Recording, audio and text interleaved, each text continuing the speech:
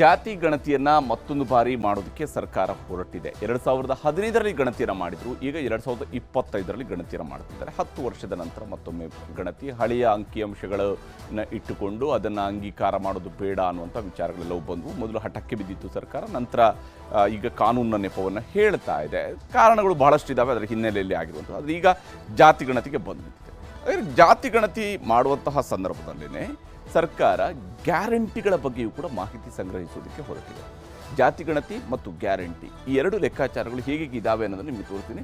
ಭಾಳ ಮುಖ್ಯವಾಗಿ ಇಲ್ಲಿರುವಂಥದ್ದು ಜಾತಿ ಗಣತಿಗೆ ಸಂಬಂಧಪಟ್ಟಂತೆ ನೋಡ್ತಾ ಹೋದಾಗ ರಾಜ್ಯದ ಹಿಂದುಳಿದ ವರ್ಗಗಳ ಆಯೋಗದಿಂದ ಮತ್ತೆ ಜಾತಿ ಸಮೀಕ್ಷೆಯನ್ನು ನಡೆಸಲಾಗ್ತಾ ಇರೋದು. ಕರ್ನಾಟಕ ಆರ್ಥಿಕ ಮತ್ತು ಶೈಕ್ಷಣಿಕ, ಸಾಮಾಜಿಕ ಮತ್ತು ಶೈಕ್ಷಣಿಕ ಸಮೀಕ್ಷೆ ಅಂತ ಹೇಳ್ಕೊಂಡು ಇದರ ಒಟ್ಟು ಹೆಸರು ಇರುವಂಥದ್ದು. ಸಾಮಾಜಿಕ ಮತ್ತು ಶೈಕ್ಷಣಿಕ ಸಮೀಕ್ಷೆಯಲ್ಲಿ ಜಾತಿಯೂ ಒಂದು ಆಯಾಮ, ಜಾತಿಯೂ ಒಂದು ಅಂಶ, ಅದು ಕೂಡ ಸಿಗುತ್ತೆ ಸರ್ಕಾರಕ್ಕೆ. 420 ಕೋಟಿ ರೂಪಾಯಿ ಖರ್ಚು ಮಾಡಿ ಮರು ಸಮೀಕ್ಷೆಗೆ ರಾಜ್ಯ ಸರ್ಕಾರ ನಿರ್ಧಾರವನ್ನು ಕೈಗೊಂಡಿದೆ. ಈ ಬಾರಿ 420 ಕೋಟಿ ರೂಪಾಯಿಗಳು ಇದಕ್ಕಾಗಿ ಖರ್ಚು ಮಾಡ್ತಿದೆ ರಾಜ್ಯ ಸರ್ಕಾರ. ಕಳೆದ ಬಾರಿ ಸರಿಸುಮಾರು 162 ಕೋಟಿ ರೂಪಾಯಿಗಳನ್ನು ರಾಜ್ಯ ಸರ್ಕಾರ ಖರ್ಚು ಮಾಡಿತ್ತು. ಕಾಂತರಾಜು ಅವರು ಅಧ್ಯಕ್ಷರಾಗಿದ್ದಾಗ ಹಿಂದುಳಿದ ವರ್ಗಗಳ ಆಯೋಗದಿಂದ ಸಮೀಕ್ಷೆ ನಡೆಸಿದಂಥ ಸಂದರ್ಭದಲ್ಲಿ. ಆದರೆ ಅದು ಕೇವಲ ತಾತ್ವಿಕ ಒಪ್ಪಿಗೆಗೆ ಮಾತ್ರ ಆ ಸಮೀಕ್ಷೆ ಸೀಮಿತ ಆಯಿತು. ಈಗ ಎರಡನೇ ಸಮೀಕ್ಷೆ 420 ಕೋಟಿ ರೂಪಾಯಿಗಳು. ಕನಿಷ್ಠ ಇದನ್ನಾದರೂ ಸರ್ಕಾರ ಜನರ ಮುಂದೆ ಇಡಬೇಕು, ಇದನ್ನು ಅಂಗೀಕರಿಸಬೇಕು. ಇದರ ಪ್ರಕಾರವಾಗಿರ್ತಕ್ಕಂತಹ ಸಮೀಕ್ಷೆಯ ಶಿಫಾರಸುಗಳು ಏನೇ ಇದ್ದರೂ ಕೂಡ, ಅಂಕಿಅಂಶಗಳು ಏನೇ ಇದ್ದರೂ ಕೂಡ ಅದನ್ನು ಸರ್ಕಾರ ಒಪ್ಪಿಕೊಂಡು ಕಾರ್ಯಕ್ರಮಗಳನ್ನು ರೂಪಿಸಬೇಕಾಗುತ್ತೆ. ಅನವಶ್ಯಕವಾಗಿ ಈ ರೀತಿಯಾಗಿ ದುಡ್ಡು ಪೋಲು ಮಾಡುವಂತಿಲ್ಲ ಸರ್ಕಾರಗಳು. ಯಾಕಂದರೆ ಸೆಪ್ಟೆಂಬರ್ 22ರಿಂದ ಅಕ್ಟೋಬರ್ 7ರವರೆಗೂ ಕೂಡ ಈಗ ಜಾತಿ ಗಣತಿ ನಡೆಯುತ್ತೆ. ಸೆಪ್ಟೆಂಬರ್ 22ರಿಂದ ಅಕ್ಟೋಬರ್ 7. ಈ ಬಾರಿಯ ದಸರಾ ರಜದಲ್ಲಿ ಟೀಚರ್ಗಳು ರಜಾವನ್ನು ತೆಗೆದುಕೊಳ್ಳೋದಕ್ಕೆ ಅವಕಾಶಗಳಿಲ್ಲ. ಟೀಚರ್ಸ್ ಅವರು ಮನೆಗಳಿಗೆ ಹೋಗಬೇಕು, ಸಮೀಕ್ಷೆಯನ್ನು ನಡೆಸಬೇಕು, ಮಾಹಿತಿಯನ್ನು ಸಂಗ್ರಹಿಸಬೇಕು, ಡಾಟಾ ಕಲೆಕ್ಟ್ ಮಾಡಬೇಕು. ಅದಕ್ಕಾಗಿ ಆ್ಯಪನ್ನು ಡೆವಲಪ್ ಮಾಡಿದೆ ರಾಜ್ಯ ಸರ್ಕಾರ. ಹಿಂದುಳಿದ ವರ್ಗಗಳ ಆಯೋಗದ ಅಧ್ಯಕ್ಷ ಮಧುಸೂದನ್ ಆರ್ ನಾಯಕ್ ಅವರ ನೇತೃತ್ವದಲ್ಲಿ ಈ ಸಮೀಕ್ಷೆಯ ಒಟ್ಟು ಪ್ರಕ್ರಿಯೆಗಳು ನಡೀತವೆ. ಮಧುಸೂದನ್ ಆರ್ ನಾಯಕ್ ಅವರು ಕೂಡ ಈಗಾಗಲೇ ಇದಕ್ಕೆ ಬೇಕಾಗಿರುವಂಥ ಆ್ಯಪ್ಗಳನ್ನು ಡೆವಲಪ್ ಮಾಡಿಸಿದ್ದಾರೆ. ಹೇಗೆ ಯಾವ ಸ್ವರೂಪದಲ್ಲಿ ವೈಜ್ಞಾನಿಕವಾಗಿ ಜಾತಿ ಗಣತಿಯ ಮಾಹಿತಿ ಸಂಗ್ರಹಕ್ಕೆ ಬೇಕಾಗಿರತಕ್ಕಂತಹ ಪ್ರಯತ್ನವನ್ನು ಮಾಡಿದ್ದಾರೆ. ಮರು ಸಮೀಕ್ಷೆಗೆ 1.75 ಲಕ್ಷ ಶಿಕ್ಷಕರನ್ನು ಬಳಸಿಕೊಳ್ಳೋದಕ್ಕೆ ಸಿದ್ಧತೆಯನ್ನು ಮಾಡಿಕೊಳ್ಳಲಾಗಿದೆ. ಸರಿಸುಮಾರು ಒಬ್ಬರಿಗೆ 130ರಿಂದ 150 ಮನೆಗಳಿಗೆ ಅವರು ಸಮೀಕ್ಷೆಯನ್ನು ಮಾಡಬೇಕಾಗುತ್ತೆ. ಒಬ್ಬ ಗಣತಿದಾರ, ಒಬ್ಬ ಸಮೀಕ್ಷಕ ಒಬ್ಬರು 1.75 ಲಕ್ಷ ಜನ ಇರೋದ್ರಿಂದಾಗಿ ಅವರು 100ರಿಂದ 150ವರೆಗೆ ಮನೆಗಳ ಸಮೀಕ್ಷೆ ಮಾಡಬೇಕಾಗತ್ತೆ. ಯಾಕಂದರೆ 2 ಕೋಟಿ ಮನೆಗಳಿದ್ದಾವೆ ಅನ್ನುವಂಥದ್ದು ಸರ್ಕಾರದ ಒಂದು ಪ್ರಾಥಮಿಕ ಅಂದಾಜು. ವೈಜ್ಞಾನಿಕ ಸಮೀಕ್ಷೆ ಮಾಡಿ ಪಕ್ಕಾ ಲೆಕ್ಕ ನೀಡುವಂತೆ ಸೂಚನೆಯನ್ನು ನೀಡಿದ್ದಾರೆ. ವೈಜ್ಞಾನಿಕವಾಗಿ ಸಮೀಕ್ಷೆ ಆಗಬೇಕು, ಪಕ್ಕಾ ಲೆಕ್ಕ ಸಿಗಬೇಕು, ಎಕ್ಸಾಕ್ಟ್ ರಿಸಲ್ಟ್ ಬೇಕು ರಾಜ್ಯ ಸರ್ಕಾರಕ್ಕೆ. ಆ ಕಾರಣಕ್ಕಾಗಿ ವೈಜ್ಞಾನಿಕ ಸಮೀಕ್ಷೆಯನ್ನು ಮಾಡಿ ಪಕ್ಕಾ ಲೆಕ್ಕವನ್ನು ಕೊಡಬೇಕು ಅಂತೇಳಿ ಸರ್ಕಾರ ಈಗ ಸೂಚನೆಯನ್ನು ಕೊಟ್ಟಿದೆ. 5% ಆ ಕಡೆ ಈ ಕಡೆ ಇದ್ದೇ ಇರುತ್ತೆ ಯಾವುದೇ ಸಮೀಕ್ಷೆಗಳು ನಡೆದಂಥ ಸಂದರ್ಭದಲ್ಲಿ ಕೂಡ. ಈಗ ಈ ಜಾತಿ ಜೊತೆಗೆ ಗ್ಯಾರಂಟಿಯ ಸಮೀಕ್ಷೆಗೆ ರಾಜ್ಯ ಸರ್ಕಾರ ಹೊರಟಿದೆ. ಇದು ಬಹಳ ಕುತೂಹಲಕ್ಕೆ ಎಡೆ ಮಾಡಿಕೊಟ್ಟಿರುವಂಥದ್ದು. ಯಾವ ಕಾರಣಕ್ಕಾಗಿ ಜಾತಿ ಜೊತೆಗೆ ಗ್ಯಾರಂಟಿ ಅಂತೇಳಿ? ಜಾತಿ ಸಮೀಕ್ಷೆಯ ಪ್ರಶ್ನಾವಳಿಯಲ್ಲಿ ಗ್ಯಾರಂಟಿಗಳ ಬಗ್ಗೆಯೂ ಕೂಡ ಸರ್ಕಾರ ಪ್ರಶ್ನೆಗಳನ್ನು ಸೇರಿಸಿದೆ, ಅಥವಾ ಹಿಂದುಳಿದ ವರ್ಗಗಳ ಆಯೋಗ ಪ್ರಶ್ನೆಗಳನ್ನು ಸೇರಿಸಿದೆ. ಕೇಳಿ ಇದು ಸಾಮಾಜಿಕ ಮತ್ತು ಶೈಕ್ಷಣಿಕ ಸಮೀಕ್ಷೆ. ಅದರಲ್ಲಿ ಆರ್ಥಿಕ ಸ್ಥಿತಿಗತಿಯು ಕೂಡ ಒಂದು ಅಂಶ. ಆರ್ಥಿಕ ಸ್ಥಿತಿಗತಿ, ಆ ಕುಟುಂಬದ ಆರ್ಥಿಕ ಸ್ಥಿತಿಗತಿಯು ಕೂಡ ಒಂದು ಅಂಶ. ಗ್ಯಾರಂಟಿ ಫಲಾನುಭವಿಗಳ ಬಗ್ಗೆ ತಿಳಿಯೋದಕ್ಕೆ ರಾಜ್ಯ ಸರ್ಕಾರ ಪ್ಲಾನ್ ಅನ್ನು ಮಾಡ್ಕೊಂಡಿದೆ. ಹೇಗಿದ್ರೂ ನಾವು ಖರ್ಚು ಮಾಡ್ತಾ ಇದ್ದೀವಿ. ಈ ಸಂದರ್ಭದಲ್ಲಿ ಸರ್ಕಾರದ ಬಹಳ ಪಾಪ್ಯುಲರ್ ಕಾರ್ಯಕ್ರಮದ ಬಗ್ಗೆ ಜನರ ಅಭಿಪ್ರಾಯಗಳು ಏನಿದಾವೆ ಅನ್ನೋದನ್ನು ತಿಳ್ಕೊಳ್ಳುವ ಉದ್ದೇಶವೂ ಕೂಡ ರಾಜ್ಯ ಸರ್ಕಾರಕ್ಕೆ ಇರಬಹುದು. ಅದಕ್ಕಾಗಿಯೂ ಕೂಡ ಅವರು ಹಿಂದುಳಿದ ವರ್ಗಗಳ ಆಯೋಗದ ಈ ಸಮೀಕ್ಷೆಯ ಮೂಲಕವಾಗಿ ಈ ಒಂದು ಫಲಾನುಭವಿಗಳು, ನೈಜ ಫಲಾನುಭವಿಗಳು, ಅವರಲ್ಲಿ ಗ್ಯಾರಂಟಿ ಬಗ್ಗೆ ಏನು ಅಭಿಪ್ರಾಯ ಇದೆ, ಫಲಾನುಭವಿಗಳು ಅಲ್ಲದೇ ಇರುವಂಥವ್ರಲ್ಲಿ ಗ್ಯಾರಂಟಿ ಬಗ್ಗೆ ಏನು ಅಭಿಪ್ರಾಯ ಇದೆ. ಯಾಕೆಂದರೆ ಈ ಅಭಿಪ್ರಾಯದಲ್ಲಿ ಒಂದು ರಾಜಕೀಯದ ಲೆಕ್ಕವೂ ಕೂಡ ರಾಜ್ಯ ಸರ್ಕಾರಕ್ಕೆ, ಅಥವಾ ರಾಜಕೀಯದ ಒಟ್ಟು ಅಂಶಗಳು ಸರ್ಕಾರಕ್ಕೆ ಅರ್ಥ ಆಗಬಹುದು. ಇದರಲ್ಲಿ ಬಹಳ ಮುಖ್ಯವಾಗಿ ಅವರು ಕೇಳ್ತಿರುವಂತಹ ಪ್ರಶ್ನೆಗಳು ಗ್ಯಾರಂಟಿಗೆ ಸಂಬಂಧಪಟ್ಟಂತೆ ಏನು ಅಂತ ಹೇಳಿದರೆ, ಯಾವ ಗ್ಯಾರಂಟಿಯಿಂದ ಎಷ್ಟು ಲಾಭ? ಈಗ 5 ಗ್ಯಾರಂಟಿ ಇದೆ, ಅದರಲ್ಲಿ ಯಾವ ಗ್ಯಾರಂಟಿಯಿಂದ ನಿಮಗೆ ಎಷ್ಟೆಷ್ಟು ಲಾಭ ಆಗಿದೆ ಈ 5 ಗ್ಯಾರಂಟಿಗಳಲ್ಲಿ ಅನ್ನುವಂಥದ್ದನ್ನು ಪ್ರಶ್ನೆಯ ಮೂಲಕವಾಗಿಯೇ ಇದನ್ನು ಕೇಳ್ತಾರೆ. ಇನ್ನು ಯಾವ ಗ್ಯಾರಂಟಿಯಿಂದ ಹೆಚ್ಚು ಲಾಭ ಆಗಿದೆ ಅಂದರೆ, ನಿಮಗೆ ಶಕ್ತಿ ಯೋಜನೆಯಿಂದ ಆಗಿದೆಯಾ, ಅಥವಾ ಗೃಹ ಜ್ಯೋತಿಯಿಂದ ಜಾಸ್ತಿ ಆಗಿದೆಯಾ, ಗೃಹಲಕ್ಷ್ಮಿಯಿಂದ ಜಾಸ್ತಿ, ಯುವ ನಿಧಿಯಿಂದ ಲಾಭ ಆಗಿದೆಯಾ, ಅಥವಾ ಅನ್ನಭಾಗ್ಯದಿಂದ ಲಾಭ ಆಗಿದೆಯಾ ಅನ್ನೋಂಥದ್ರ ಬಗ್ಗೆ ಯಾವ ಗ್ಯಾರಂಟಿಯಿಂದ ಹೆಚ್ಚು ಲಾಭ ಆಗಿದೆ ಅಂತ ಹೇಳುವಂಥ ಪ್ರಶ್ನೆಯನ್ನು ಕೇಳ್ತಾರೆ. ಅರ್ಹರು ಸಿರಿವಂತರು ಗ್ಯಾರಂಟಿ ಪಡಿತಾ ಇದ್ದಾರಾ ಅಂತ ಹೇಳುವಂಥದ್ದು. ಅನರ್ಹರು ಮತ್ತು ಸಿರಿವಂತರು ಕೂಡ ಏನಾದರೂ ಗ್ಯಾರಂಟಿ ಪಡಿತಾ ಇದ್ದಾರಾ ಅದರ ಬಗ್ಗೆ, ಯಾಕಂದರೆ ಅದರ ಬಗ್ಗೆ ಹಳ್ಳಿಗಳಲ್ಲಿ ಒಂದಿಷ್ಟು ಮಾಹಿತಿ ಇದ್ದೇ ಇರುತ್ತೆ. ಅನರ್ಹರು ಪಡ್ಕೊಳ್ತಾ ಇದ್ರೆ ಅಥವಾ ಶ್ರೀಮಂತರು ಪಡ್ಕೊಳ್ತಾ ಇದ್ರೆ, ಆವಾಗ ವ್ಯಾಪಾರ ಮಾಡ್ತಾ ಇರುವಂಥವ್ರು ಪಡ್ಕೊಳ್ತಾ ಇದ್ರೆ ಅದರ ಬಗ್ಗೆ ಒಂದು ಮಾಹಿತಿ ಸಿಗಬಹುದು. ಅದರ ಸಂಗ್ರಹಕ್ಕೂ ಸರ್ಕಾರ ಮುಂದಾಗ್ತಾ ಇದೆ. ಗ್ಯಾರಂಟಿಗಳಿಂದ ಜನರ ಜೀವನ ಮಟ್ಟ ಸುಧಾರಣೆ ಆಗಿದೆಯೇ ಅಂತೇಳಿ ತಿಳ್ಕೊಳ್ತಾರೆ. ಗ್ಯಾರಂಟಿ, ಯಾಕಂದರೆ ಗ್ಯಾರಂಟಿಯನ್ನು ಸರ್ಕಾರ ತಂದಿರೋದು ಏನಕ್ಕೆ ಅಂತ ಹೇಳಿದ್ರೆ ಜನರ ಜೀವನ ಮಟ್ಟ ಸುಧಾರಿಸೋದಕ್ಕೆ, ಆರ್ಥಿಕವಾಗಿ ಶಕ್ತಿ ಕೊಡೋದಕ್ಕೆ. ಅಂದರೆ ಆರ್ಥಿಕ ಶಕ್ತಿ ಕೊಟ್ಟಾಗ ಅವರಿಗೆ ಒಂದು ಸುಧಾರಣೆ ಆಗಬೇಕು, ಅದು ಆಗಿದೆಯಾ ಅಂತೇಳಿ ತಿಳ್ಕೊಳ್ಳೋ ಪ್ರಯತ್ನ ಮಾಡ್ತಾರೆ. ಇನ್ನು ಗ್ಯಾರಂಟಿಗಳ ಪರಿಷ್ಕರಣೆ ಅನಿವಾರ್ಯನಾ ಅನ್ನುವಂಥ ವಿಚಾರವೂ ಕೂಡ ಸರ್ಕಾರದ ಮುಂದಿರತಕ್ಕಂತಹ ಬಹಳ ಮುಖ್ಯವಾಗಿರ್ತಕ್ಕಂಥ ಪ್ರಶ್ನೆ. ಅದಕ್ಕೊಂದು ಆಧಾರ ಸರ್ಕಾರಕ್ಕೆ ಬೇಕಿದೆ. ಪರಿಷ್ಕರಣೆ ಮಾಡೋದಕ್ಕೆ ಒಂದು ಆಧಾರ ಬೇಕು. ಅದಕ್ಕೆ ಪೂರಕವಾದಂತಹ, ಒಂದು ವೇಳೆ ಪರಿಷ್ಕರಣೆಗೆ ಪೂರಕವಾದಂತಹ ಡಾಟಾ ಏನಾದರೂ ಸಿಕ್ತು ಅಂತ ಹೇಳಿದ್ರೆ ಪರಿಷ್ಕರಣೆಯನ್ನು ರಾಜ್ಯ ಸರ್ಕಾರ ಮಾಡ್ಬೋದು. ಪರಿಷ್ಕರಣೆ ಅಂದರೆ ಅದನ್ನು ಹೆಚ್ಚು ವ್ಯಾಪಕ ಕೂಡ ಮಾಡ್ಬೋದು ಅಥವಾ ಕಡಿತಕ್ಕೂ ಕೂಡ ಅನ್ವಯ ಆಗ್ಬೋದು. ಪರಿಷ್ಕರಣೆ ಅಂದ ತಕ್ಷಣವೇ ಕಡಿತ ಅನ್ನುವಂಥ ಅರ್ಥ ಮಾತ್ರವೇ ಇರೋದಿಲ್ಲ. ಈ ವಿಚಾರದಲ್ಲಿ CM ಸಿದ್ದರಾಮಯ್ಯನವರು ಹಾಗೆಯೇ ಮಧುಸೂದನ್ ನಾಯಕ್ ಅವರು ಏನು ಮಾತನಾಡಿದ್ದಾರೆ ಅನ್ನೋದನ್ನು ನಿಮಗೆ ತೋರಿಸ್ತೀನಿ. ಕಾರ್ಯಕ್ರಮ ಮಾಡಬೇಕಾದ್ರೆ ಅನ್ಲೆಸ್ ಯು ನೋ ದಿ ಅವರ ಪರಿಸ್ಥಿತಿ ಏನಿದೆ ಅಂತಕ್ಕಂಥದ್ದು ಗೊತ್ತಾಗಬೇಕಲ್ಲಪ್ಪ. ಆರ್ಥಿಕ ಪರಿಸ್ಥಿತಿ ಏನಿದೆ, ಸಾಮಾಜಿಕ ಪರಿಸ್ಥಿತಿ, what is the constitution says. ಎಲ್ರಿಗೂ ಸಮಾನ ಅವಕಾಶಗಳು ಸಿಗ್ಬೇಕಲ್ವ, ಎಲ್ರಿಗೂ ಈಕ್ವಲ್ ಆಪರ್ಚುನಿಟೀಸ್ ಕೊಡಬೇಕಲ್ಲ. ಈಗ 15 ದಿನದಲ್ಲೇ ಎಲ್ಲನೂ ಏನೇನು ಮಾಡಬೇಕು ಅವೆಲ್ಲನೂ ಮಾಡ್ತಾರೆ, ಆಗತ್ತೆ. ಅದು ಎಲ್ಲ ಸೆನ್ಸಸ್ಗಳು ಕೂಡ ಮಾಡೋದು ಇದನ್ನೇ. ಈಗ ವಿಶೇಷವಾಗಿ ಈ ಸೆನ್ಸಸ್ ಯಾಕೆ ಮಾಡ್ತಾ ಇದ್ದೀವಿ ಅಂದ್ರೆ ನಮಗೆ ಯಾವುದೇ ಇರಬಾರ್ದು, ನ್ಯೂನತೆಗಳು ಇರಬಾರ್ದು. ಗ್ಯಾರಂಟಿ ಅಂತ ಹೆಸರು ಕೊಟ್ಟಿರ್ಬೋದು, ಗೌರ್ಮೆಂಟ್ನವ್ರು ಗ್ಯಾರಂಟಿ ಅಂತ ಹೇಳ್ಕೊಂಡ್ರು ಅದು they are all part of the developmental activities which the government conducts. ಅದು ಅವರು ಇಲ್ಲಿ ಕೋಟ್ ಮಾಡಿದ್ರು ಅಂತಂದರೆ ನೀವು ಅದು ಪ್ರಮೋಟ್ ಮಾಡ್ತಾ ಇದ್ದಾರೆ ಅಂತ ಹೇಳಲಿಕ್ಕಾಗ್ತದೆ. ಅಥವಾ ಈ ಪ್ರೋಗ್ರಾಮ್ ಮಾಡಿದರು ಗುಡ್ ಗವರ್ನೆನ್ಸ್ಗೆ ಅಂತ ಹೇಳಿದರೆ ಪ್ರಮೋಟ್ ಮಾಡಿದಾಗ ಆಗ್ತದೆ. ಪ್ರಮೋಟ್ ಮಾಡಬೇಕಾಗ್ತದೆ, ಜನರಿಗೆ ತಿಳುವಳಿಕೆ. ಹೀಗೆ ರಾಜ್ಯ ಸರ್ಕಾರ ಇಲ್ಲಿ ಈಗ ಗ್ಯಾರಂಟಿ ಯೋಜನೆಗಳ ಬಗ್ಗೆಯೂ ಕೂಡ ಮಾಹಿತಿಯನ್ನು ಸಂಗ್ರಹಿಸಿದೆ. ಹಾಗಾದರೆ ಯಾಕೆ ತಲೆ ಕೆಡಿಸ್ಕೊಂಡಿರೋದು, ಯಾವ ಕಾರಣಕ್ಕಾಗಿ? ಸರ್ಕಾರಕ್ಕೆ ಗ್ಯಾರಂಟಿ ಯೋಜನೆಗಳ ವಿಚಾರದಲ್ಲಿ ಏನು ಬಹಳ ಮುಖ್ಯವಾಗಿರ್ತಕ್ಕಂಥ ಅನುಮಾನಗಳೇನಾದರೂ ಇದೆಯಾ, ಅಥವಾ ಯಾಕೆ ತಲೆ ಕೆಡಿಸ್ಕೊಂಡಿದ್ದಾರೆ ಅಂತ ನೋಡ್ತಾ ಹೋದಾಗ ಸರ್ಕಾರ ಬಂದು 2.5 ವರ್ಷ ತುಂಬುತ್ತಾ ಬಂದಿರುವಾಗ ಗ್ಯಾರಂಟಿ ಬಗ್ಗೆ ಈ ಸಮೀಕ್ಷೆ ನಡೀತಾ ಇದೆ. ಜಾತಿ ಸಮೀಕ್ಷೆಯ ಜೊತೆಗೇ ಗ್ಯಾರಂಟಿ ಬಗ್ಗೆಯೂ ಕೂಡ ಸಮೀಕ್ಷೆ ನಡೀತಾ ಇದೆ. ಜಾತಿ ಗಣತಿಯ ವೇಳೆಯಲ್ಲಿ ಸರ್ಕಾರದಿಂದ ಅಧಿಕೃತವಾಗಿ ಗ್ಯಾರಂಟಿ ಬಗ್ಗೆಯೂ ಕೂಡ ಮಾಹಿತಿಗಳನ್ನು ಸಂಗ್ರಹಿಸಲಾಗುತ್ತೆ. ಅಧಿಕೃತವಾದಂತಹ ಮಾಹಿತಿ ಸರ್ಕಾರದ ಬಳಿಯಲ್ಲಿರುತ್ತೆ ಮತ್ತು ಇದು ವ್ಯಾಪಕವಾಗಿರ್ತದೆ. ಈಗ ಸಾಮಾನ್ಯ ಸರ್ವೆಗಳಾದರೆ ಸ್ಯಾಂಪಲ್ಗಳಿರ್ತವೆ. ಅಂದರೆ ನಮ್ಮಲ್ಲಿರುವಂತಹ 7 ಕೋಟಿ ಕನ್ನಡಿಗರ ನಡುವೆ ಒಂದು 70,000 ಅಥವಾ 1-2 ಲಕ್ಷ ಜನರನ್ನು ಮಾತನಾಡಿಸಿ ಅಭಿಪ್ರಾಯ ಸಂಗ್ರಹಿಸ್ಬೋದು. ಇದು ಹಾಗಿರೋದಿಲ್ಲ. ಇದು ಅಷ್ಟೂ ಜನರ ಅಭಿಪ್ರಾಯವನ್ನು ಸಂಗ್ರಹಿಸೋದಕ್ಕೆ ಸಾಧ್ಯ ಆಗುತ್ತೆ. ರಾಜ್ಯದಲ್ಲಿ ಅಂದರೆ ಅಷ್ಟು ಕುಟುಂಬಗಳ, ಜನರದಲ್ಲದಿದ್ರೂ ಕೂಡ ಅಷ್ಟು ಕುಟುಂಬಗಳ ಒಂದು ಅಭಿಪ್ರಾಯ ಸಂಗ್ರಹಿಸೋದಕ್ಕೆ ಸಾಧ್ಯ ಆಗುತ್ತೆ. ರಾಜ್ಯದಲ್ಲಿ ಗ್ಯಾರಂಟಿ ಯೋಜನೆಗಳು ಜಾರಿಯಾಗಿ 2 ವರ್ಷ ತುಂಬಿರುವಂತಹ ಕಾರಣಕ್ಕಾಗಿ, ಯಾಕಂದರೆ ಬಹುತೇಕ ಯೋಜನೆಗಳು ಅದು ಜೂನ್ನಿಂದ ಶುರುವಾಗಿ ಆಗಸ್ಟ್ ನಡುವೆ ಯೋಜನೆಗಳು ಜಾರಿಯಾಗಿದ್ವು. ಈಗ 2 ವರ್ಷ ಕಳೆದಿದೆ. ಹಾಗಾಗಿ ಒಂದು ಮಾತ್ರ ಯುವ ನಿಧಿ ಮಾತ್ರ ಜನವರಿ ತಿಂಗಳಲ್ಲಿ ಜಾರಿಯಾಗಿರುವಂಥದ್ದು. 2 ವರ್ಷದಲ್ಲಿ ಜನರ ಆರ್ಥಿಕ ಮಟ್ಟ ಸುಧಾರಿಸಿದೆಯೇ ಅನ್ನೋದ್ರ ಬಗ್ಗೆಯೂ ಕೂಡ ಸರ್ಕಾರ ಮಾಹಿತಿ ಸಂಗ್ರಹಿಸಬಹುದು. ಅಂದರೆ ಇದರಲ್ಲಿ ಉಳಿಕೆ ಆಗಿರತಕ್ಕಂಥ ಹಣ ಬೇರೆ ಕಡೆಯಲ್ಲಿ ಹೂಡಿಕೆ ಆಗಿದೆಯಾ, ಇದರಲ್ಲಿ ಉಳಿಕೆ ಆಗಿದೆಯಾ ಹಣ, ಅಥವಾ ಬೆಲೆ ಏರಿಕೆಯಿಂದಾಗಿ ಅದು ಅಲ್ಲಿಗೆ ಈಕ್ವಲ್ ಆಗಿದೆ, ಈ ಎಲ್ಲ ಪ್ರಶ್ನೆಗಳು ಕೂಡ ಇದ್ದೇ ಇದ್ದಾವೆ. ಸಾಮಾನ್ಯ ಜನರಲ್ಲಿ ಗ್ಯಾರಂಟಿ ಯೋಜನೆಯ ಬಗ್ಗೆ ಒಲವು ಕಡಿಮೆಯಾದರೆ ಗ್ಯಾರಂಟಿಗಳ ಪರಿಷ್ಕರಣೆಯೂ ಕೂಡ ಆಗಬಹುದು ಅಥವಾ ಅದನ್ನು ವಿಸ್ತೃತ ಕೂಡ ಮಾಡಬಹುದು. ಗ್ಯಾರಂಟಿ ಯೋಜನೆಗಳ ಪರಿಷ್ಕರಣೆ ಮಾಡೋದಕ್ಕೂ ರಾಜ್ಯ ಸರ್ಕಾರ ಮುಂದಾಗುತ್ತಾ ಅನ್ನುವಂತಹ ಪ್ರಶ್ನೆ ಮತ್ತು ಕುತೂಹಲವೂ ಕೂಡ ಇರುವಂಥದ್ದು. ಯಾಕಂದರೆ ಈಗ ಗ್ಯಾರಂಟಿ ಬಗ್ಗೆಯೂ ಕೂಡ ಸಮೀಕ್ಷೆಯಲ್ಲಿ ಮಾಹಿತಿಯನ್ನು ಸಂಗ್ರಹಿಸ್ತಾ ಇದ್ದಾರೆ. ದಿನದ ಪ್ರಮುಖ ಸುದ್ದಿಗಳ ನಿಖರ ವರದಿ, ಯಾವುದೇ ಪಕ್ಷಪಾತವಿಲ್ಲದ ನೇರ ಮಾತು, ನಿಮ್ಮನ್ನ ದಾರಿ ತಪ್ಪಿಸದ ವಿಶ್ವಾಸಾರ್ಹ ವಿಶ್ಲೇಷಣೆ. ಇದುವೇ ನ್ಯೂಸ್ 18ನ ಪಂಚಾಯಿತಿ. ಧರ್ಮಸ್ಥಳದಲ್ಲಿ ಬುರುಡೆ ಸುತ್ತಲಿನ ಚರ್ಚೆ ಸ್ವಲ್ಪ ತಗ್ತಾ ಇದ್ದಂತೆಯೇ ಮತ್ತೆ ಬುರುಡೆಯ ಕತೆ ಮೇಲೆದ್ದು ಬಂದಿದೆ. ಇದುವರೆಗೆ ಚಿನ್ನಯ್ಯನ ಕೈಯಲ್ಲಿದ್ದಂತಹ ಒಂದು ಬುರುಡೆ 6ನೇ ಪಾಯಿಂಟ್ನಲ್ಲಿ ಸಿಕ್ಕಿದ್ದಂತಹ ಅರ್ಧ ಬುರುಡೆಯ ಬೆನ್ನು ಹತ್ತಿತ್ತು SIT. ಆದರೆ ಈಗ ಒಂದಲ್ಲ ಎರಡಲ್ಲ, ಬರೋಬ್ಬರಿ 8 ಅಸ್ಥಿ ಪಂಜರಗಳನ್ನು ಗುರುತಿಸಿದ್ದಾರಂತೆ. ಹೀಗೆ ಹೇಳ್ತಿರೋದು ಸೌಜನ್ಯಳ ಮಾವ ವಿಠಲಗೌಡ. ಇದುವೇ ಇವತ್ತಿನ ಪಂಚಾಯಿತಿಯ ಮೊದಲ ಸುದ್ದಿ, ಬಿಡದ ಬುರುಡೆ. ಹೌದು, ಚಿನ್ನಯ್ಯ ಜೈಲು ಸೇರಿದ್ರೂ ಕೂಡ ಬುರುಡೆಯ ಕತೆ ಬಿಡ್ತಾ ಇಲ್ಲ. ಚಿನ್ನಯ್ಯ ತಂದಿದ್ದ ಬುರುಡೆಯ ಸುತ್ತಲೂ ಹಲವು ಅನುಮಾನಗಳು ಎದ್ದು ಚಿನ್ನಯ್ಯನೇ SIT ಮುಂದೆ ತಪ್ಪೊಪ್ಪಿಕೊಂಡ ಮೇಲೆ ಇದೆಲ್ಲ ಷಡ್ಯಂತ್ರ ಅನ್ನುವಂಥ ಆ್ಯಂಗಲ್ನಲ್ಲಿ SIT ತನಿಖೆಯನ್ನು ನಡೆಸೋದಕ್ಕೆ ಶುರು ಮಾಡಿತ್ತು.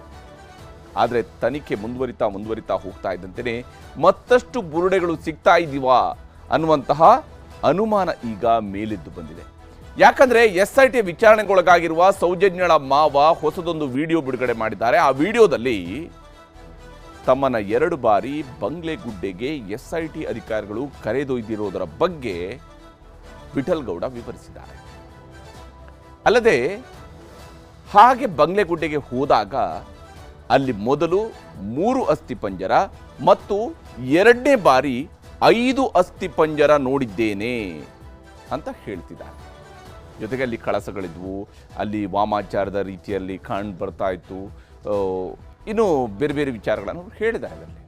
ಹಾಗಿದ್ರೆ ವಿಠಲ್ ಗೌಡ ನೋಡಿರುವಂತಹ ಅಸ್ಥಿಪಂಜರಗಳು ಬಂಗ್ಲೆಗುಡ್ಡದಲ್ಲಿ ಕೂತಿರುವಂಥದ್ದ, ಅಥವಾ ಈ ಹಿಂದೆ ಸಿಕ್ಕಿರುವ ಒಂದು ಅಸ್ಥಿಪಂಜರ ರೀತಿಯಲ್ಲಿ, ಅಂದರೆ 11ನೇ ನಂಬರ್ ಸೈಟ್ ನಂಬರ್ 11ರಲ್ಲಿ ಅವರು ಏನು ಭೂಮಿ ಅಗೆದು ನೋಡಿದ್ರು, ಆಗ ಅದರ ಪಕ್ಕದಲ್ಲಿ ಅಲ್ಲೇ ತೆಗೆಯೋದಕ್ಕಿಂತ ಮುಂಚಿತವಾಗಿ ಅಲ್ಲೇ ಪಕ್ಕದಲ್ಲಿ ಗುಡ್ಡದಲ್ಲಿ ಒಂದು ಅಸ್ಥಿಪಂಜರ ಸಿಕ್ಕಿತ್ತು, ನೇಣು ಬಿಗಿದ ಸ್ಥಿತಿಯಲ್ಲಿತ್ತು ಅನ್ನುವಂಥದ್ದೆಲ್ಲ ಬಂದಿತ್ತಲ್ಲ, ಹಾಗೇನಾದರೂ ಮೇಲ್ಗಡೆನೇ ಸಿಕ್ಕಿರುವಂಥದ್ದ. SIT ಅವರು ಅಲ್ಲಿ ಮಹಜರು ಯಾಕೆ ಮಾಡ್ತಾ ಇಲ್ಲ, ಯಾಕೆ ಮಾಡಿಲ್ಲ, ಆ ಅಸ್ಥಿಪಂಜರಗಳನ್ನು ವಶಕ್ಕೆ ಪಡಿತಾರ? ವಿಠಲ್ ಗೌಡ ಹೇಳ್ತಿರುವಂತಹ ಜಾಗಗಳಲ್ಲಿ ಆಗಿದ್ದರೆ ಮತ್ತಷ್ಟು ಅಸ್ಥಿಪಂಜರಗಳು ಸಿಗುವಂತಹ ಸಾಧ್ಯತೆ ಏನಾದರೂ ಇದೆಯೇ? ಎಲ್ಲ ಪ್ರಶ್ನೆಗಳು ಕೂಡ ಈಗ ಇಲ್ಲಿ ಮೇಲೆದ್ದು ಬಂದಿವೆ. ಮತ್ತೊಂದೆಡೆ ತನ್ನ ಯೂಟ್ಯೂಬ್ ಚಾನೆಲ್ನಲ್ಲಿ ವಿಡಿಯೋ ಮಾಡಿ ಬೆಳ್ತಂಗಡಿ ಪೊಲೀಸರ ವಿಚಾರಣೆಗೆ ಒಳಗಾಗಿರುವಂತಹ ಸಮೀರ್ MD ತನ್ನ ಈಗಿನ ಪರಿಸ್ಥಿತಿಯನ್ನು ವಿವರಿಸಿ ಒಂದು ವಿಡಿಯೋ ಮಾಡಿದ್ದಾನೆ. ಅದರಲ್ಲಿ ತನಿಖೆಯ ಬಗ್ಗೆ, ತಾನು ಮಾಡಿರುವ ವಿಡಿಯೋದ ಬಗ್ಗೆ, ಇದೀಗ ತಾನು ಎದುರಿಸ್ತಾ ಇರುವಂಥ ಸಮಸ್ಯೆಯ ಬಗೆಗೆಲ್ಲ ಹೇಳ್ಕೊಂಡಿದ್ದಾನೆ. ಅವೆಲ್ಲವನ್ನು ಕೂಡ ತೋರಿಸ್ತೀನಿ ಇವತ್ತಿನ ಪಂಚಾಯಿತಿಯ ಮೊದಲ ಸುದ್ದಿಯಲ್ಲಿ, ಬಿಡದ ಬುರುಡೆಯ ಬಗ್ಗೆ. ಇನ್ನು ಇವತ್ತಿನ ಪಂಚಾಯಿತಿ 2ನೇ ಸುದ್ದಿ, ಜಾತಿ ಜೊತೆ ಗ್ಯಾರಂಟಿ. ಜಾತಿ ಗಣತಿಯನ್ನು ರಾಜ್ಯ ಸರ್ಕಾರ 2ನೇ ಬಾರಿಗೆ ನಡೆಸೋದಕ್ಕೆ ಮುಂದಾಗಿದೆ. ಮರು ಸಮೀಕ್ಷೆ ಅಂತೇಳಿ ಇವರು ಮೊದಲು ಹೇಳ್ಕೊಂಡಿದ್ರು ಕೂಡ, ಸರ್ಕಾರದವರು ಹೇಳ್ಕೊಂಡಿದ್ರು ಕೂಡ, ಇದು 2ನೇ ಬಾರಿ ನಡೆಯುವಂತಹ ಪೂರ್ಣ ಪ್ರಮಾಣದ ಸಮೀಕ್ಷೆ ಅನ್ನುವಂಥದ್ದು ಸ್ಪಷ್ಟ. ಈ ಸಮೀಕ್ಷೆಯ ವೇಳೆ ಜಾತಿ ಗಣತಿಯ ಜೊತೆಗೆ ಗ್ಯಾರಂಟಿಗಳ ಗಣತಿಯನ್ನು ಕೂಡ ಸರ್ಕಾರ ಮಾಡುವಂಥದ್ದಿದೆ. ಯಾಕಂದರೆ ರಾಜ್ಯ ಸರ್ಕಾರ ಗ್ಯಾರಂಟಿಗಳ ಬಗ್ಗೆ ಸಮೀಕ್ಷೆಯಲ್ಲಿ ಒಂದಿಷ್ಟು ಪ್ರಶ್ನೆಗಳನ್ನು ಸೇರಿಸಿದೆ. ಹೀಗೆ ಪ್ರಶ್ನೆಗಳನ್ನು ಸೇರಿಸಿರೋದರ ಉದ್ದೇಶ ಏನು? ಇದರಿಂದಾಗಿ ಗ್ಯಾರಂಟಿಗಳಿಗೆ ಕತ್ತರಿಯನ್ನು ಹಾಕೋದಿಕ್ಕೇನಾದರೂ ಸರ್ಕಾರ ಯೋಚನೆಯನ್ನು ಮಾಡ್ತಾ ಇದೆಯಾ, ಅಥವಾ ಅಂಥದ್ದೊಂದು ಯೋಜನೆಯನ್ನು ರೂಪಿಸ್ತಾ ಇದೆಯಾ ಅನ್ನೋದನ್ನು ಕೂಡ ವಿವರಿಸ್ತೀನಿ ಇವತ್ತಿನ ಪಂಚಾಯಿತಿಯ 2ನೇ ಸುದ್ದಿಯಲ್ಲಿ, ಜಾತಿ ಜೊತೆ ಗ್ಯಾರಂಟಿಯ ಬಗ್ಗೆ. ಈಗ ಮೊದಲ ಸುದ್ದಿ ಕಡೆಗೆ ಹೋಗೋಣ. ಬಹಳ ಮುಖ್ಯವಾಗಿ ಬಿಡದ ಬುರುಡೆ ಬಿಡ್ತಾ ಇಲ್ಲ. ಬುರುಡೆಯ ವಿಚಾರಗಳು ಇನ್ನೂ ಮತ್ತೆ ಮೇಲೆ ಬರ್ತಾ ಇದ್ದಾವೆ. ಒಂದಲ್ಲ ಎರಡಲ್ಲ, ಬರೋಬ್ಬರಿ 8 ಅಸ್ಥಿಪಂಜರಗಳನ್ನು ನಾನೇ ಗುರುತಿಸಿದ್ದೀನಿ ಅಂತ ಹೇಳ್ಕೊಂಡು ವಿಠಲ್ ಗೌಡ ಹೇಳ್ತಿದ್ದಾರೆ. ಪೊಲೀಸರು ಕೂಡ ಇದ್ದರು, ಆದರೆ ಪೊಲೀಸರು ಏನು ಮಾಡಿಲ್ಲ ಈಗ ಸದ್ಯಕ್ಕೆ ಅಲ್ಲಿ ಅಂತ ಹೇಳ್ತಾ ಇದ್ದಾರೆ. ಹಾಗಾದರೆ ನಿಜಕ್ಕೂ ಯಾರ ಅಸ್ಥಿಪಂಜರಗಳಲ್ಲಿರುವಂಥದ್ದು, ಏನು ಕತೆ? ವಿಠಲ್ ಗೌಡ ಹೇಳ್ತಿರೋದೇನು, ಸಮೀರ್ ಹೇಳ್ತಾ ಇರೋದೇನು, ಮತ್ತು ಇದೆಲ್ಲದರ ನಡುವೆ ಹತ್ರ 9 ಮೊಬೈಲ್ಗಳನ್ನು SIT ಅವರು ಸೀಸ್ ಮಾಡಿಕೊಂಡು ಅದರ ಮೇಲೂ ಕೂಡ ತನಿಖೆ ನಡೀತಾ ಇದೆ. ಇದು ಒಂದು ಕಡೆ ಬುರುಡೆ ಕಡೆ ಹೋಗ್ತಿದೆ, ಇನ್ನೊಂದು ಕಡೆ ಷಡ್ಯಂತ್ರದ ಕಡೆಯೂ ಕೂಡ ಹೋಗ್ತಾ ಇದೆ. ಅದರ ಬಗ್ಗೆ ವರದಿ ನಿಮ್ಗೆ ತೋರಿಸಿ.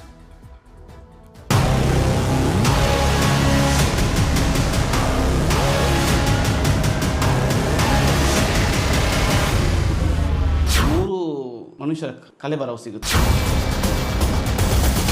ಕೆಳಗಡೆ ಎಣ್ಣೆಗಳ ರಾಶಿ. ಮತ್ತೆ ಬುರುಡೆಗಳ ಸದ್ದು ಶುರುವಾಗಿದೆ.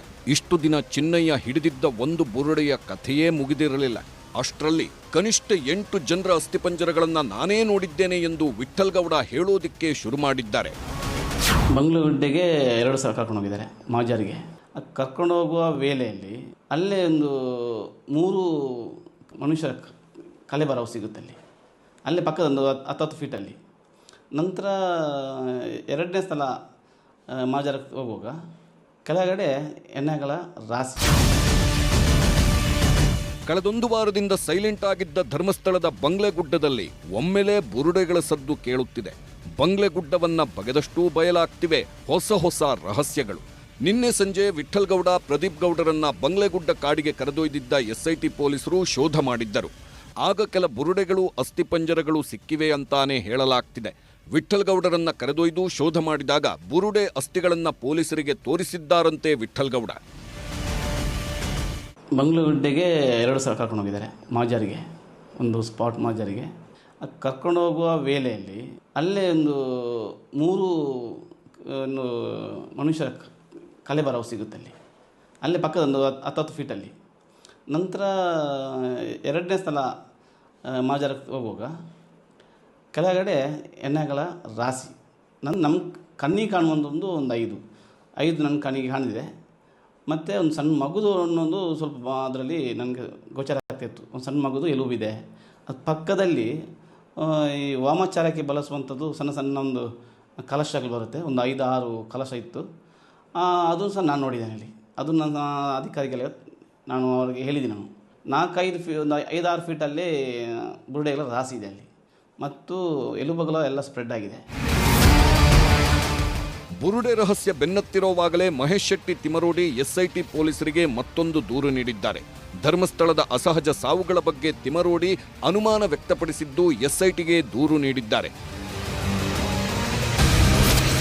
2006ರಿಂದ 2010ರವರೆಗೆ ಧರ್ಮಸ್ಥಳ ಸುತ್ತಲೂ ಆಗಿರುವ ಸಂಶಯಾಸ್ಪದ ಸಾವುಗಳ ತನಿಖೆ ಮಾಡಬೇಕು. ಎಲ್ಲ ಅಸಹಜ ಸಾವುಗಳನ್ನ ಕೊಲೆಯಂತ ಪರಿಗಣಿಸಿ ಎಫ್ಐಆರ್ ಮಾಡಿಕೊಳ್ಳಬೇಕೆಂದು ದೂರು ನೀಡಿದ್ದಾರೆ. 4 ಪ್ರತ್ಯೇಕ ಅಸಹಜ ಸಾವುಗಳನ್ನ ಉಲ್ಲೇಖಿಸಿರುವ ತಿಮರೋಡಿ ಮಾಹಿತಿ ಹಕ್ಕು ಕಾಯ್ದೆಯಡಿ ಪಡೆದ ದಾಖಲೆಗಳನ್ನು ಎಸ್ಐಟಿಗೆ ನೀಡಿದ್ದಾರೆ.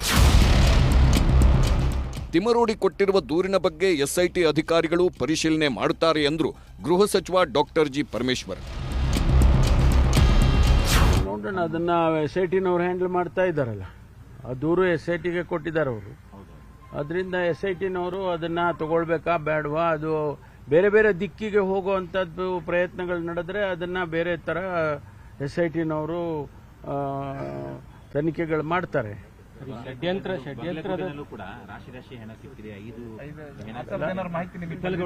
ನೋಡಿ, ಅದನ್ನೆಲ್ಲ SITನವರೇ ನೋಡಬೇಕು. ನಾವು ಬೆಂಗಳೂರಲ್ಲಿ ಕೂತ್ಕೊಂಡು ಅವ್ರು ಯಾರೋ ಹೇಳಿದ್ರು, ಅವ್ರ ಹೇಳಿಕೆ ಮೇಲೆ ನಾವು ತೀರ್ಮಾನಗಳು ಮಾಡೋದಿಲ್ಲ. SITನವ್ರ ಮುಂದೆ ಅವರೇನು ಕಂಪ್ಲೇಂಟ್ಸ್ ಕೊಟ್ಟಿರ್ತಾರೆ, ಅದಕ್ಕೇನಾದರೂ ಎವಿಡೆನ್ಸ್ಗಳು ಕೊಟ್ಟಿರ್ತಾರೆ, ಅವೆಲ್ಲ ನೋಡಿ ತೀರ್ಮಾನಗಳನ್ನು SITನವ್ರು ಮಾಡ್ತಾರೆ. ತನಿಖೆಯನ್ನ ಚುರುಕುಗೊಳಿಸಿರುವ ಎಸ್ಐಟಿ ಅಧಿಕಾರಿಗಳು ಧರ್ಮಸ್ಥಳ ಪಂಚಾಯಿತಿಯಲ್ಲಿನ ದಾಖಲೆಗಳ ಪರಿಶೀಲನೆಗೆ ಇಳಿದಿದ್ದಾರೆ. ಧರ್ಮಸ್ಥಳ ಪಂಚಾಯಿತಿಯಲ್ಲಿರುವ ಶವದಫನ ದಾಖಲೆಗಳನ್ನು ಕೆದಕಿರುವ ಎಸ್ಐಟಿ ಅಸಹಜ ಸಾವುಗಳು, ಶವ ಹೂತು ಹಾಕಿದ ವಿವರ ಹಾಗೂ ರಶೀದಿಗಳನ್ನು ಸಂಗ್ರಹಿಸಿದೆ. ಪಂಚಾಯಿತಿಯಿಂದ ಪಡೆದ ದಾಖಲೆಗಳೊಂದಿಗೆ ಮಟ್ಟಣ್ಣವರ್ ಕೊಟ್ಟ ದಾಖಲೆಗಳನ್ನು ತಾಳೆ ಮಾಡಿ ಪರಿಶೀಲಿಸಲಾಗ್ತಿದೆ. 1987ರಿಂದ 2025ರವರೆಗಿನ ಎಲ್ಲ ದಾಖಲೆಗಳನ್ನು ಪಡೆದಿರುವ ಎಸ್ಐಟಿ ಪಂಚಾಯಿತಿಯ ಮಾಜಿ ಅಧ್ಯಕ್ಷರು, ಪಿಡಿಒಗಳು, ಸಿಬ್ಬಂದಿಯನ್ನು ವಿಚಾರಣೆ ಮಾಡಿದೆ. ಹಾಗೆ ಶವದಫನ ದಾಖಲೆಗಳಲ್ಲಿ ಸಹಿ ಹಾಕಿದವರನ್ನೂ ವಿಚಾರಣೆಗೊಳಪಡಿಸಿದೆ. ಒಂದು ಕಡೆ ಭೌತಿಕ ವಿಚಾರಣೆ, ದಾಖಲೆಗಳ ಪರಿಶೀಲನೆ ಜೊತೆಗೆ ತಾಂತ್ರಿಕ ವಿಚಾರಣೆಯನ್ನು ಎಸ್ಐಟಿ ಮಾಡುತ್ತಿದೆ. ಬುರುಡೆ ರಹಸ್ಯ ಕೆದಕುತ್ತಿರುವ ಎಸ್ಐಟಿ ಅಧಿಕಾರಿಗಳು 8 ಮೊಬೈಲ್ಗಳನ್ನು ವಶಕ್ಕೆ ಪಡೆದಿದ್ದಾರೆ. ಜಯಂತ್ ಅವರ 3, ಮಟ್ಟಣ್ಣವರ್ ಅವರ 2, ಅಭಿಷೇಕ್ನ 2 ಹಾಗೂ ಚಿನ್ನಯ್ಯನ 1 ಫೋನ್ ವಶಕ್ಕೆ ಪಡೆಯಲಾಗಿದೆ. ಎಲ್ಲರ ಮೊಬೈಲ್ಗಳ 6 ತಿಂಗಳ ಕಾಲ್ ಡೀಟೇಲ್ಸ್ ಬಗ್ಗೆ ಪರಿಶೀಲನೆ ನಡೆದಿದೆ. ಮೊಬೈಲ್ ಟ್ರ್ಯಾಕರ್ ಮೂಲಕ ಲೊಕೇಶನ್ ಬಗ್ಗೆ ಶೋಧಿಸಲಾಗ್ತಿದೆ. ಮೊಬೈಲ್ ಸ್ಕ್ರೀನ್ ಮಿರರ್ ಇಮೇಜ್ಗೆ ಮುಂದಾಗಿದ್ದು ಎಸ್ಐಟಿ ಮೊಬೈಲ್ನಿಂದ ಸಂಪೂರ್ಣ ಡೇಟಾ ವರ್ಗ ಮಾಡಿಕೊಳ್ಳಲಾಗುತ್ತಿದೆ. ಮೊಬೈಲ್ನಲ್ಲಿರುವ ವಿಡಿಯೋ, ಆಡಿಯೋ, ಫೋಟೋ, ಫೈಲ್ಸ್ ಎಲ್ಲವನ್ನ ಟ್ರಾನ್ಸ್ಫರ್ ಮಾಡಿಕೊಳ್ಳಲಾಗ್ತಿದೆ. ಡಿಲೀಟ್ ಆಗಿರುವ ಎಲ್ಲ ಮಾಹಿತಿಯನ್ನು ರಿಟ್ರೀವ್ ಮಾಡ್ತಾರೆ. ಏನಾದರೂ ಡಿಜಿಟಲ್ ಸಾಕ್ಷ್ಯಗಳು ಸಿಕ್ಕರೆ ಅದು ಇಡೀ ಕೇಸ್ಗೆ ಮುಖ್ಯವಾಗುತ್ತೆ. ಎಲ್ಲರೂ ಒಂದೇ ಕಡೆ ಇದ್ರ, ಯಾವ ಟೈಮ್ನಲ್ಲಿ ಎಲ್ಲಿದ್ರು, ಎಷ್ಟೊತ್ತಿದ್ರು ಎಂಬುದೆಲ್ಲರ ಬಗ್ಗೆ ಪರಿಶೀಲನೆ ನಡೆಯುತ್ತಿದೆ. ಈ ಎಲ್ಲ ಬೆಳವಣಿಗೆಗಳ ಮಧ್ಯೆಯೇ ಎಸ್ಐಟಿ ವಿಚಾರಣೆ ಮುಗಿಸಿದ ಬಳಿಕ ಮೊದಲ ವಿಡಿಯೋ ಮಾಡಿಬಿಟ್ಟಿದ್ದಾರೆ ಸಮೀರ್ ಎಂಡಿ. ಧರ್ಮಸ್ಥಳ ವಿರುದ್ಧ ಅಪಪ್ರಚಾರ ಮಾಡಲು ಫಾರಿನ್ ಫಂಡ್ ಬರ್ತಿದೆ ಎಂಬ ಆರೋಪಕ್ಕೆ ಟಕ್ಕರ್ ಕೊಟ್ಟಿದ್ದಾರೆ. ನನಗೆ ಯಾವುದೋ ಎಷ್ಟು ಗ್ರೂಪ್ ಇಂದೆಲ್ಲ ಹಣ ಬಂದಿದೆ ಅಂತೆ, ಇಸ್ಲಾಮಿಕ್ ಕಂಟ್ರೀಸ್ ಇಂದೆಲ್ಲ ಫಂಡ್ ಬಂದಿದೆ ಅಂತೆ, ಲಕ್ಷಾಂತರ ರೂಪಾಯಿ ಬಂದಿದೆ ಅಂತೆ, ಕೋಟ್ಯಾಂತರ ರೂಪಾಯಿ ಬಂದಿದೆ ಅಂತೆ. ಹಾಗಾಗಿ ನಾನು ವಿಡಿಯೋ ಮಾಡ್ತಿದ್ದೀನಿ ಅಂತ. Because I am A Muslim. ಇವತ್ತು ನನ್ ಮೇಲೆ ಈ ತರ ಎಲ್ಲ ಅಲಿಗೇಷನ್ಸ್ ನ ಹಾಕ್ತಾ ಇದಾರೆ. ಅಂಡ್ ಈ ಅಲಿಗೇಷನ್ಸ್ ಏನು ಹೊಸದಲ್ಲ. ನಾನು ಸೌಜನ್ಯ ಪರ ಮಾಡಿದಂತಹ ಮೊದಲನೇ ವಿಡಿಯೋ ಇಂದ ಇದನ್ನೆಲ್ಲ ನಾನು ಕೇಳ್ತಾನೆ ಇದ್ದೀನಿ. ಸೊ ಅವತ್ತು ಹೇಳಿದ್ದೆ, ಇವತ್ತು ಹೇಳ್ತೀನಿ, ನನ್ಗೆ ಯಾವುದೇ ರೀತಿ ಫಂಡ್ ಬಂದಿಲ್ಲ. ಆ ತರ ಏನಾದ್ರೂ ದುಡ್ಡಿಸ್ಕೊಂಡು ನಾನು ವಿಡಿಯೋ ಮಾಡಿದ್ದೆ ಆಗಿದ್ರೆ ತನಿಖೆಯಲ್ಲಿ ಇಷ್ಟೊತ್ತಿಗೆ ಹೊರಗೆ ಬಂದಿರೋದಲ್ವಾ. ಪೊಲೀಸ್ ಅವ್ರ ಹತ್ರ ನನ್ನ ಆಧಾರ್ ಕಾರ್ಡ್ ಇಂದ ಹಿಡಿದು ಡ್ರೈವಿಂಗ್ ಲೈಸೆನ್ಸ್, ಪ್ಯಾನ್ ಕಾರ್ಡ್, ನಾನು ಓದಿರುವಂತಹ ಸ್ಕೂಲ್ ಡೀಟೇಲ್ಸ್, ನನ್ನ ಹತ್ರ ಇರುವಂತಹ ಕಾರ್ದು RC card, bike the RC card, ಮನೆನ ಲೀಸ್ ಅಗ್ರಿಮೆಂಟ್, ಬ್ಯಾಂಕ್ ಪಾಸ್ಬುಕ್ ಪ್ರತಿ ಒಂದು ಕೊಟ್ಟಿದ್ದೀನಿ. ಬೇಕಿದ್ರೆ ನೋಡಿ, ನನ್ನ ಹತ್ರ ಟೋಟಲ್ 2 ಬ್ಯಾಂಕ್ ಅಕೌಂಟ್ಸ್ ಇವೆ. ಇದು ಒಂದು ಬ್ಯಾಂಕ್ ಅಕೌಂಟ್ ನ 1 ಇಯರ್ ನ ಬ್ಯಾಂಕ್ ಸ್ಟೇಟ್ಮೆಂಟ್. ಇದನ್ನ ಈಗ ಆಲ್ರೆಡಿ ನಾನು ಸಂಬಂಧಪಟ್ಟ ಅಧಿಕಾರಿಗಳಿಗೆ ಕೊಟ್ಟಿದ್ದೀನಿ. ಅನನ್ಯ ಭಟ್ ಕೇಸ್ ಬಗ್ಗೆಯೂ ಸಮೀರ್ ಮಾತನಾಡಿದ್ದಾರೆ. ಸುಜಾತಾ ಭಟ್ ನೋವಿನ ಮಾತು, ತಾಯಿ ವೇದನೆ ನೋಡಿ ವಿಡಿಯೋ ಮಾಡಿದ್ದೆ ಅಂದಿದ್ದಾರೆ. ಸುಜಾತಾ ಭಟ್ ಅವರು ಈ ಹಿಂದೆ ಯೂಟ್ಯೂಬ್ ಅಲ್ಲಿ ಕೊಟ್ಟಿರುವಂತಹ ಇಂಟರ್ವ್ಯೂಸ್ ಅಲ್ಲಿ ತಮ್ಮ ಮಗಳನ್ನ ನೆನ್ಸ್ಕೊಂಡು ಅಳೋದ್ ನೋಡಿ ಆ ಕಣ್ಣೀರು ಹೇಗ್ ಸುಳ್ಳಾಗೋಕ್ ಸಾಧ್ಯ ಅಂತ ನನ್ನ ಮನ್ಸಾಕ್ಷಿಗೆ ಅನಿಸಿ ನಾನು ಅದನ್ನ ವಿಡಿಯೋ ಮಾಡಿ ಹಾಕ್ತೆ. ಮಾತು ಮುಂದುವರಿಸಿದ ಸಮೀರ್, ಧರ್ಮಸ್ಥಳದ ವಿಡಿಯೋ ಮಾಡಿದ ಬಳಿಕ ನನಗೆ ಸಮಸ್ಯೆ ಆಗ್ತಿದೆ. ವಾಸ ಮಾಡಲು ಯಾರೂ ಮನೆ ಕೊಡ್ತಿಲ್ಲ. ಸಮೀರ್ MD ಅಂದ್ರೆ ಯಾರೂ ಮನೆ ಕೊಡ್ತಿಲ್ಲ ಎಂದು ನೋವು ಹೊರಹಾಕಿದ್ದಾರೆ. ಎಲ್ಲ ಮನೆ ಓನರ್ ನೋಡಿ ಅವ್ರಿಗೂ ಪಾಪ ಗಾಬರಿಯಾಗಿ ಇವತ್ತು ಮನೆ ಬಿಡಿಸಿದಾರೆ. ಬೇರೆ ಎಲ್ಲೂ ಯಾರು ಬಾಡಿಗೆ ಮನೆ ಕೊಡ್ತಾ ಇಲ್ಲ. ಸಮೀರ್ MD ಅಂತ ಹೆಸರು ಹೇಳಿದ ತಕ್ಷಣ ಹೆದರ್ಕೊಂತಾ ಇದಾರೆ. ನಾನೇನೋ ರೇಪ್ ಮಾಡಿದೀನಿ, ನಾನೇನೋ ಮರ್ಡರ್ ಮಾಡಿದೀನಿ ಅನ್ನೋ ರೀತಿ ರಿಯಾಕ್ಟ್ ಮಾಡ್ತಿದಾರೆ. 1 ಮಂತ್ ಇಂದ ನಾನು ನನ್ನ ತಾಯಿ 2 ದಿನ ಅಲ್ಲಿ 2 ದಿನ ಇಲ್ಲಿ ಅಂತ ಅಲ್ದಾಡ್ತಾ ಇದೀವಿ. ಹಾಗೆ ಸೌಜನ್ಯ, ಪದ್ಮಲತಾ ನಿಗೂಢ ಸಾವಿನ ಬಗ್ಗೆಯೂ ಸಮೀರ್ ಪ್ರಶ್ನೆ ಮಾಡಿದ್ದಾರೆ. ನಾನು ಸತ್ಯ ನ್ಯಾಯದ ಪರವಾಗಿ ಹೋರಾಟ ಮಾಡುತ್ತಿದ್ದೀನಿ ಎಂದಿದ್ದಾರೆ. ಹಾಗಿದ್ರೆ ಸೌಜನ್ಯನ ಸಾಯಿಸಿದವ್ರು ಯಾರು? ಹಾಗಿದ್ರೆ ಪದ್ಮಲತನ ಸಾಯಿಸಿದವ್ರು ಯಾರು? ಹಾಗಿದ್ರೆ ವೇದವಲ್ಲಿ ಅವರು ಹೇಗ್ ಸತ್ತೋದ್ರು? ಆನೆ ಮಾವುತ ನಾರಾಯಣ ಹಾಗೂ ಅವ್ರ ತಂಗಿ ಯಮುನನ ಭೀಕರವಾಗಿ ಸಾಯಿಸಿದವ್ರು ಯಾರು? ಯಾವ ಜಾಗದಲ್ಲೂ ಆಗದೆ ಇರುವಂತಹ ಅಸಹಜ ಸಾವುಗಳು ಅದೇ ಜಾಗದಲ್ಲಿ ಅತಿ ಹೆಚ್ಚಾಗಿ ಆಗ್ತಾ ಇವೆ ಅಂತ ಹೇಳೋ ಉಗ್ರಪ್ಪ ವರದಿನ ಸುಳ್ಳ? ಸೊ ನನ್ನ ವಿಡಿಯೋ ಸುಳ್ಳು ಅಂತ ಆದ್ರೆ ಇದೆಲ್ಲಾನು ಸುಳ್ಳ? ಹಾಗಿದ್ರೆ ಜಡ್ಜ್ ಮುಂದೆ ಪ್ರದೀಪ್ ಗೌಡ ಸಾಕ್ಷಿ ಹೇಳಿಕೆ. BNS 183 ಪ್ರಕಾರ ಸಾಕ್ಷಿ ಹೇಳಿಕೆ ದಾಖಲು. ಇನ್ನು ಸೌಜನ್ಯ ಮಾವ ವಿಠ್ಠಲ್ ಗೌಡ ಆಪ್ತ ಪ್ರದೀಪ್ ಗೌಡರನ್ನ ಬೆಳ್ತಂಗಡಿ ಕೋರ್ಟ್ಗೆ SIT ಪೊಲೀಸರು ಹಾಜರುಪಡಿಸಿದ್ರು. ಬುರುಡೆ ತರಲು ವಿಠ್ಠಲ್ ಗೌಡ ಜೊತೆ ಬಂಗ್ಲೆಗುಡ್ಡ ಕಾಡಿಗೆ ಹೋಗಿದ್ದ ಆರೋಪ ಹೊತ್ತಿದ್ದ ಪ್ರದೀಪ್ ಗೌಡರನ್ನ ಜಡ್ಜ್ ಮುಂದೆ ಹಾಜರುಪಡಿಸಲಾಗಿತ್ತು. BNS 183 ಪ್ರಕಾರ ಜಡ್ಜ್ ಮುಂದೆ ಸಾಕ್ಷಿ ಹೇಳಿಕೆ ಪಡೆಯಲಾಗಿದೆ. ಕಾಡಿನಿಂದ ವಿಠ್ಠಲ್ ಗೌಡನೇ ಬುರುಡೆ ತಂದುಕೊಟ್ಟಿರೋದಾಗಿ ಪ್ರದೀಪ್ ಹೇಳಿಕೆ ಕೊಟ್ಟಿದ್ದಾರೆ. ಹೇಳಿಕೆ ದಾಖಲು ಬಳಿಕ ಮತ್ತೆ SIT ಕಚೇರಿಗೆ ಕರೆದುಕೊಂಡು ಹೋದ್ರು ಪೊಲೀಸರು.